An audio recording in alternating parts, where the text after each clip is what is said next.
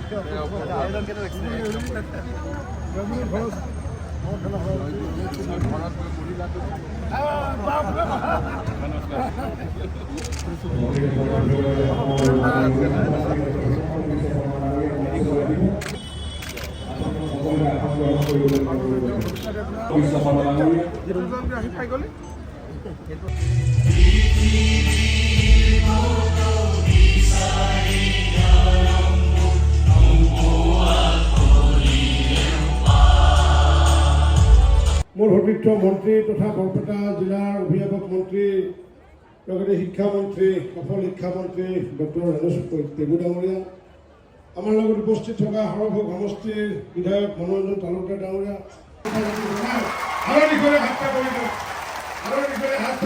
আশীৰ্বাদ দিয়ক।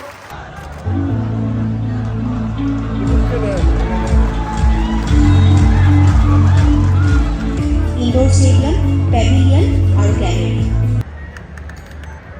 অটল বিহাৰী বাজপেয়ী দেৱৰ নিৰ্বাচিত কবিতাৰ অসমীয়া অনুবাদ উন্মোচন কৰিছে মাননীয় মুখ্যমন্ত্ৰী ডাঙৰীয়াই। সংস্কাৰ ভাৰতী প্ৰকাশ কৰিছে। ভাৰত মাতা কি, ভাৰত মাতা কি, জয় জয় শ্ৰীৰাম।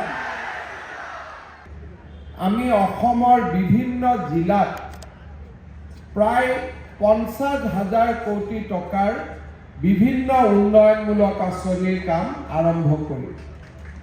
আজি প্ৰথম দিনা আৰু এই প্ৰথম দিনা বৰপেটা জিলাৰ বাবে আজি আমি কেইবাটাও নতুন প্ৰকল্পৰ শিলান্যাস, প্ৰকল্পৰ ভূমি পূজন, প্ৰকল্পৰ উদ্বোধন।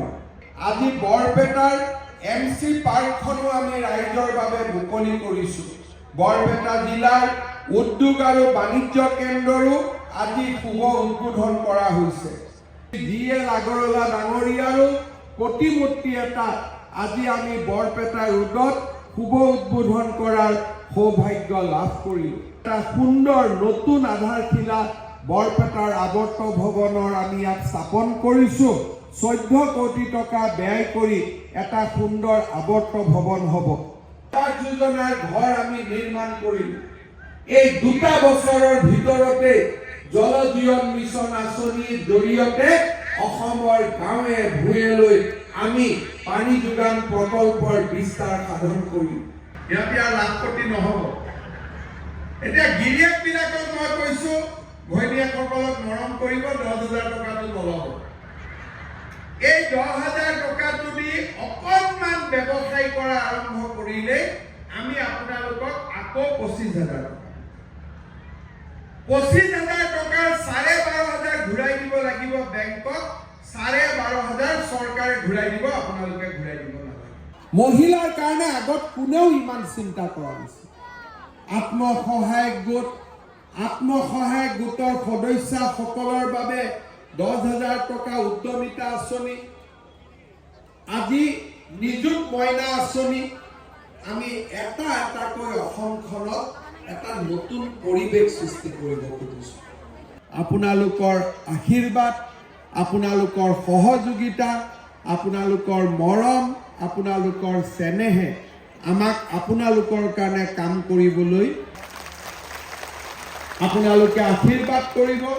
ভাৰত মাতা কি, ভাৰত মাতা কি, জয় জয় শ্ৰীৰাম, জয় জয় শ্ৰীৰাম। বহুত বহুত ধন্যবাদ। জয় হিন্দ।